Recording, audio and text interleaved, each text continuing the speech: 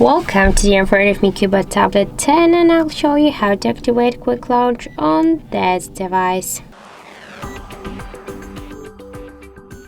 So first, let's just double press the power key button, and we can see that we can just only lock the device. And if you want to launch the quick access to camera application from your power button, you just should open the settings and then scroll all the way down to the system section. Then just click here to the gestures and click quickly open camera.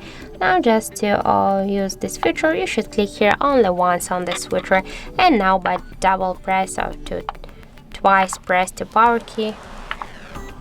Okay, once again, yeah, we can see that the camera application successfully activated.